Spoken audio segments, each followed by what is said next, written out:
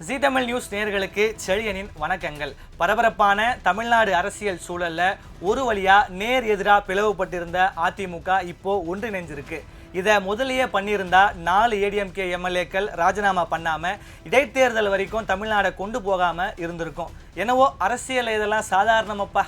ஆனா இதுல ஒரு விஷயத்த கவனிக்க முடியுது. அது என்னன்னா, அதிமுகல அடிக்கடி பிளவு ஏற்படுறதும் பின்னர் ஒன்றா இணையறதும்னு எம்ஜிஆர் காலம் தொட்டே நடந்துட்டு வருது. ஜெயலலிதா ஜானகி மோதல், இபிஎஸ் ஓபிஎஸ் மோதல் மட்டுமல்லாம இப்போ இபிஎஸ் எஸ்விஎஸ் போர்க்கொடி வரைக்கும் பெரிய சம்பவம் பண்ணியிருக்காங்க. இது பத்தி விரிவா பார்க்கலாம் வாங்க.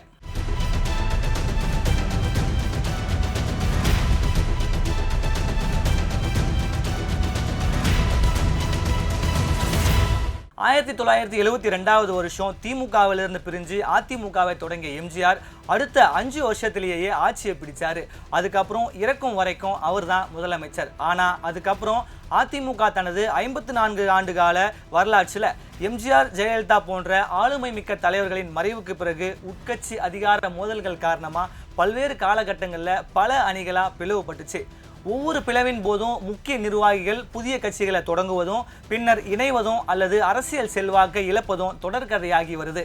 அதுல முதல் மற்றும் முக்கிய பிளவா பார்க்கப்படுவது ஜே பிரிவு, அதாவது ஜானகி ஜெயலலிதா பிரிவு.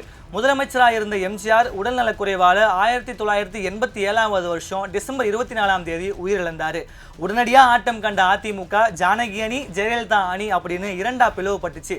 தொடர்ந்து நடந்த உட்கட்சி சண்டைகளால இரட்டை இலை சின்னம் முடக்கப்பட்டுச்சு.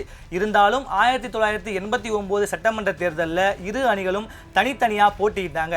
சேவல் சின்னத்துல ஜெயலலிதா அணியும் இரட்டைப்புறா சின்னத்துல ஜானகி அணியும் போட்டி போட்டதுல ஜெயலலிதா அணி 27 இடங்களிலும் ஜானகி அணி வெறும் 2 இடங்களிலும் மட்டுமே வென்றாங்க. பின்னாடி அது வேலைக்கு ஆகாது அப்படின்னு இரு அணிகளும் ஜெயலலிதா தலைமையின் கீழ் இணைஞ்சிட்டாங்க.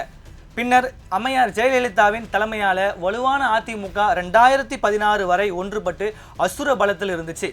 2016 டிசம்பர் மாதம் உடல்நலக் குறைவு காரணமாக ஜெயலலிதா மறைந்தவுடன் சசிகலா அணி மற்றும் ஓ பன்னீர்செல்வம் அணி என அதிமுகவில் மீண்டும் பிளவு ஏற்பட்டுச்சு. ஓபிஎஸ் தர்மயுத்தம் என்ற பெயரில் தனி அணியாக பிரிஞ்சாரு. பின்னர் சசிகலா, டிடிவி தினகரன் மற்றும் எடப்பாடி பழனிசாமி என பல பிரிவுகளாக கட்சி சிலஞ்சி நாலாபுரமும் சிதறி போச்சு. டிடிவி தினகரன் அம்மா மக்கள் முன்னேற்ற கழகம் என்ற புதிய கட்சியை தொடங்கி செயல்பட ஆரம்பித்தார்.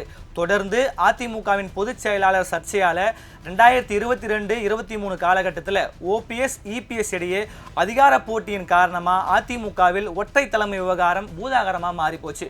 பொதுக்குழுவில் ஓபிஎஸ் மற்றும் அவரது ஆதரவாளர்கள் நீக்கப்பட்டு எடப்பாடி பழனிசாமி பொதுச் செயலாளராக தேர்ந்தெடுக்கப்பட்டார். உச்சநீதிமன்றம் இதை உறுதி செஞ்சுட்டாங்க. ஒரு வழியா அதிமுகவில் அடிக்கடி ஏற்படும் பிளவுக்கு ஒரு எண்டு கிடைச்சதா பார்க்கப்பட்ட நிலையில இந்த வருஷம் தமிழ்நாட்டில் வீசிய தமிழக வெற்றி கழகத்தின் விசில் அலையால வரலாற்று வெற்றியை பதிவு செய்த முதலமைச்சர் ஜோசப் விஜயின் தாக்கம் ஒட்டுமொத்த அதிமுகவையும் ஆட்டம் காண வச்சிருக்கு.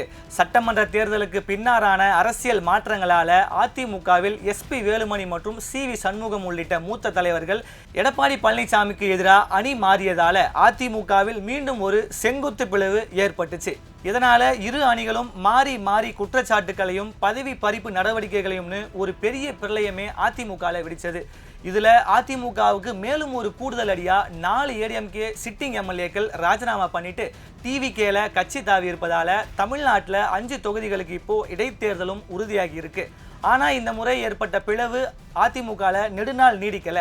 அரசியல் இதெல்லாம் சாதாரணமப்பா என்பதை மீண்டும் நிரூபிக்கும் விதமா பிரிஞ்சு போன எஸ்பி வேலுமணி அணியினர் வருத்தம் தெரிவித்து எடப்பாடி பழனிசாமியோட மீண்டும் சேர்ந்திருக்காங்க. அதுலேயும் பியூட்டி என்னன்னா, அதிமுகவில் கருத்து வேறுபாடு மட்டும்தான் ஏற்பட்டதாகவும் பிளவு உண்டாகவே இல்லை அப்படின்னும் எஸ்பி வேலுமணி சொல்லியிருக்காரு. அதிமுக பிளவு அதெல்லாம் கிடையாது. எங்களுக்குள்ள ஒரு கருத்து வேறுபாடு திரும்பி சொல்லியிருக்காங்க. அந்த கருத்து வேறுபாடு எப்படி சரி செய்யணும், அதுக்கு தான் நாங்கள் பார்த்தீங்கன்னா பொதுக்குழு உறுப்பினர்கள்லாம் இருக்காங்க. அதை பேசி ஒரு பொதுக்குழு கூட்டுறோம்னு சொல்லி கோரிக்கை பொதுச்செயர் இப்பவும் பார்த்தீங்கன்னா அன்னைக்கு சொன்னால் இப்போ எப்போ அந்த எடப்பாடியார் தான் பொதுச்செயர். எது எப்படியோ இப்போ ஏற்பட்ட பிளவால அதிமுகன்னு ஒரு கட்சி இருந்த இடமே தெரியாம போக போகுதுன்னு அரசியல் விமர்சகர்கள் சொல்லிட்டு இருந்த சூழல்ல மீண்டும் ஒண்ணுக்குள்ள ஒன்னா அதிமுக மாறி இருக்கிறதால அக்கட்சி தொண்டர்கள் நிம்மதி பெருமூச்சு விட்டுருக்காங்க. இனி வரும் நாட்கள்ல என்ன நடக்க போகுது, அதிமுக அழிவை சந்திக்குமா இல்ல பீனிக்ஸ் பறவையா கம்பேக் கொடுக்குமா அப்படின்னு பொறுத்திருந்து பார்க்கலாம். இது போன்ற சுவாரஸ்யமான செய்தியோட மீண்டும் சந்திப்போம். நன்றி, வணக்கம்.